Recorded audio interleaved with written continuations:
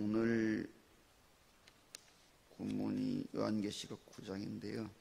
요한계시록 8장 6절부터 11장 끝절까지 19절까지 7재앙에 대한 이야기를 기록하고 있는데 이는 크게 4재앙과 3재앙으로 나눌 수가 있습니다. 근데 앞부분에 어제까지 살펴본 앞부분 4재앙은 자연계에 내리는 재앙이라면 오늘부터 이어지는 3재앙, 그리고 오늘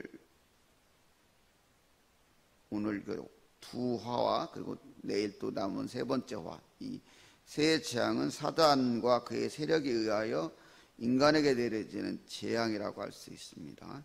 본문은 앞선 8장 13절에 우리가 어제 읽었던 말씀에 보면은 13절에 여기 뒤에가 뭐라고 나오냐면 독소리가 큰 소리로 이르되 땅에 사는 자들에겐 화가 있으리니 하면서 나오잖아요. 그때 이 화 두 번째까지 화가 오늘 본문의 내용이에요.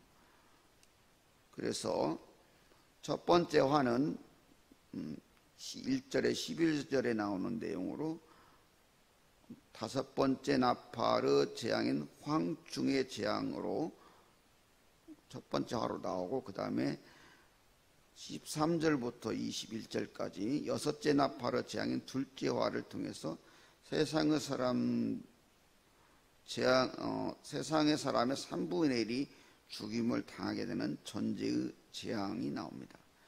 여기서 우리는 말세를 사는 성도로서 여러 가지를 생각해 보겠지만은 바른 신앙의 교훈 몇 가지를 이렇게 할 수 있습니다. 본문을 통해서 우리에게 말씀하시는 말세를 사는 성도의 바른 신앙의 자세는 무엇일까요? 이게 제가 오늘 전체적으로 요한계시록이 당시의 사람들로 봤을 때는 이 내용이 은유가 들어있긴 하지만 딱 이해가 되는 내용이었어요. 저희들이 이제 오늘 상당히 시간이 지난 뒤에 이걸 보니까 이렇게 여러 가지 해석을 하지만 일단은 1차적으로 그 당시 로마의 핍박을 받고 있는 성도들을 위로하고 격려하는 그 차원에 쓰여진 글이기 때문에 당시의 사람들은 이 내용이 무슨 말인지를 딱 알아들어요. 이 은유로 설명을 해도, 예를 들면은 우리 물고기 모양 있잖아요. 익투스라고 하잖아요. 그 익투스라는 말에 그걸 딱 보는 사람은 나는 그리스도인이야, 이 표로 다 알아버린단 말이죠. 그런 것처럼 당시에 여기에 쓰여있는 내용들을 딱 보면 사람들은 이게 로마 이 사람들을 얘기하고 그때 당시에 거기 유행했던 그 이야기들 중에 그것을 인용해서 이 지금 첫째 화를 설명하고 있고 그런 것들을 다 이해를 한다는 거죠. 그런데 이 요한계시록은 현대에 적용을 했을 때도 그 미래의 예언이 포함된 얘기라는 거예요. 그래서 이걸 해석을 잘못하게 되면 이단들이 그걸 갖다가 딱 자기들에 맞는 걸로 딱 맞춰서 써서 아마 오늘 제가 한 설교를 또 유튜브 들어보고 한번 따져보자고 막 이렇게 친천지 나올 수도 있어요. 왜냐하면 걔네들은 그 사람들은 자기들은 생각하기에 요한계시록을 완전히 돌통했다고 생각하는 사람들이기 때문에, 그러나 그렇게 해석하는 건 위험하다는 거예요. 1차적으로는 이게 로마의 핍박을 받는 성도들을 위한 글이라는 것을 우리가 알아야 돼요. 그러고 나서 그게 또 오랜 뒤의 일들도 이게 포함을 하고 있다는 거예요. 그래서 해석이 쉽지 않은 내용이지만, 그래서 이걸 제가 오늘 요걸 설교를 준비하면서 진짜 이해가 안 돼가지고 막 여러 건 주석도 보고 봤지만은 완벽한 이해는 좀 어려움이 있어요. 근데 이제 몇 가지만을 시간이 많지 않아서 근데 그런 게 있습니다. 그래서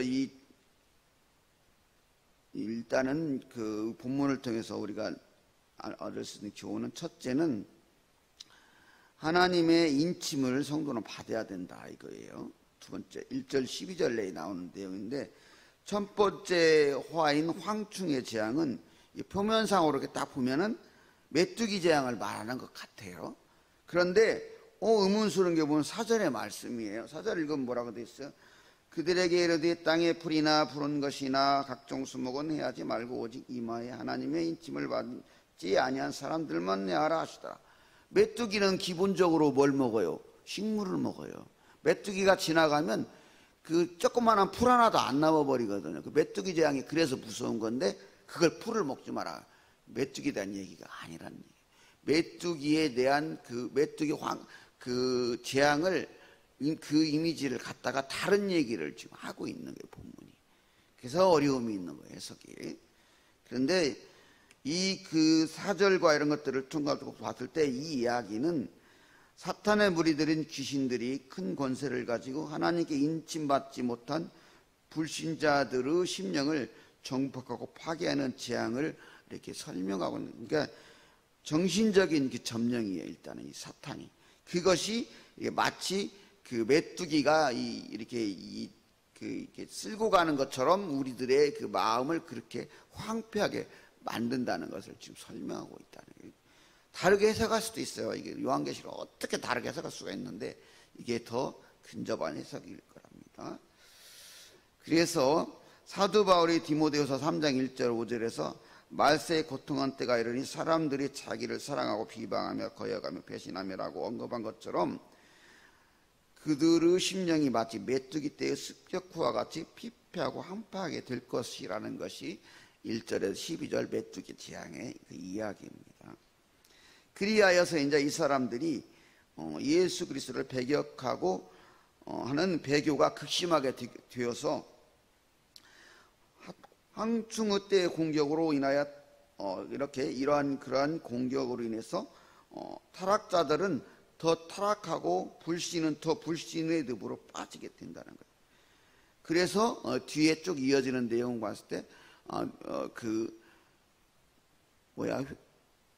그런 그 회개를 해야 되는데 회개할 수 없는 그런 상태가 되어요. 계속 어쩌면 죄에 젖어 살다 보니까 죄의 습관이 도저히 하나님 앞에 나올 수 없는 사람으로 만들어버린 것 같은 그런 상황이 되어버렸다는 얘기예요. 그래서 우리는 하나님의 인침을 받아야 된다는 거예요. 하나님의 인침을 받아서 성령이 내주하심으로 성령의 인도하심을 받을 때 이러한 황충의 공격을 이겨낼 수 있다는 거예요. 그래서 성도는 말세에 갈수록 우리가 20년 30년 교회 신앙 무시할 수 없어요. 그렇지만 하루를 예수를 믿었어도 내 안에 성령이 있어요. 하나님의 인침을 받았다는 증거는 성령이 내주에 있다는 거예요. 그렇지 않으면 이 말세의 시대를 이겨나갔었다는 거예요. 그 성경적 지식이나 이런 것들이 부족을 해도 진정 내 안에 성령이 충만한 사람은 이단을 분별해내요. 영적 싸움이기 때문에 분별해야 돼요. 그래서 그런 얘기를 하는 거예요. 하나님의 인침을 받았다는 게 내 안에 성령이 내주하는 사람을 봐라. 그래야 된다. 그래서 말세에는 예수 그리스도 안에서 하나님의 인침을 받아야 돼요. 두 번째는 성도는, 그래서 말세를 지나는 성도는 천국 소망으로 살아야 돼요. 13절 21절에 두 번째 와인 전쟁의 재앙이 나오는데 이 전쟁의 재앙은 왕과 왕, 국가의 국가, 민족과 민족, 이념과 이념, 또 종족과 종족 간에 불화로 벌어지는 것처럼 이게 설명이 되어 있어요. 쭉 내용을 보면은. 그리고 이것은 이 전쟁은 그렇지만은 그 정신적인 전쟁의 그 공격으로 정신 지배한 그 사탄의 세력들이 조장하는 그 전쟁이라는 거예요. 그런데 그보다도 더 그 사탄의 세력들을 이용해서 하나님이 그 불신자들, 그런 사람들을 공격하게 하는 그러한 것이라는 거예요. 이게 이 요한계시록 9장의 전체적인 모든 것들을 주관하시는 분은 결국엔 하나님이에요. 그러니까 그 메뚜기가 그 가장 그 먹고 하는 그 식물은 그것은 하여튼 통제하지 말아라. 그 다음에 그 기간도 정해주잖아요. 그 기간 5개월이 그 메뚜기가 활동하는 5개월을 말해요. 메뚜기 수명 5개월. 모든 것들이 메뚜기의 그 재앙, 그 애굽의 메뚜기 재앙, 그 다음에 뒤에는 요엘서의 메뚜기 재앙, 그것을 갖다가 쓰기는 했지만 다른 걸 설명하고 있다는 거예요. 근데 중요한 것은 이 구절 전체적으로 이 모든 것들, 그런 모든 것 하나하나가 하나님의 구원의 구속의 경륜을 이루기 위한 그 계획 속에 있는 것들이라는 거예요. 그러니까 마귀가 아무리 날고 기어도 그 하나님의 손 안에서 움직이는 거지 자기 마음대로 자의적으로 해가는 것이 아니라는 거예요. 그래서 우리가 위로가 되는 거예요. 우리들 지금 볼 때 이태원 사태나 이런 돌아가는 모든 사태들을 볼 때 그러면 그때 예전에 그 독일 그 600만 명의 유대인이 죽어갈 때 그 유대인들이 하나님은 어디에 계시는 것입니까? 그 의문을 제기하는 거예요. 그때 믿는 사람들이 그 그리스도인들은 그렇게 하나님을 잘 믿는 유대인들은 어디서 위로를 받아요? 그때 볼투마이라는 사람이 아주 유명한 얘기를 하잖아요. 그 하나님은 그 가스실에 같이 있었다. 우리 하나님은 십자가에 달려 예수님 돌아가실 때 우리들과 같이 그 십자가에 달리셨다. 지금 이 화가 물론 그 사람들, 믿지 않는 사람들을 심판하는 그런 화이긴 하지만 거기에도 긍휼이 있다는 거예요. 3분의 1만 죽잖아요. 나머지 3분의 1 회개할 기회를 주시는 거예요. 어느 순간에도 하나님은 우리가 긍휼을 베푸시고 은혜를 베푸시는 하나님. 해석을 어떻게 달아요? 믿지 않는 사람은 3분의 1씩이나 죽였네 그렇게 말할 수 있는 거죠. 하나님은 3분의 1을 희생을 통해서라도 나머지 3분의 1을 구원하시기 전에 긍휼을 베푸시는 어떻게 생각해요? 그래서 우리는 천국 소망을 가져. 천국 소망을 가지고 살 때 삶이 그렇게 살아가. 세상을 보고 살면 고난을 이길 수가 없어요. 그 로마 핍박에 있는 사람들에게 무슨 소망이 있겠어요? 그래서 그 사람들에게 천국 소망을 얘기해요.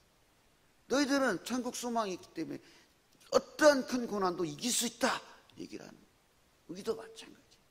여러분 중에는 뭐 잘 나가시는 분들도 있지만 저처럼 저도 상당히 하루하루 살아가는 게 쉽지 않아요.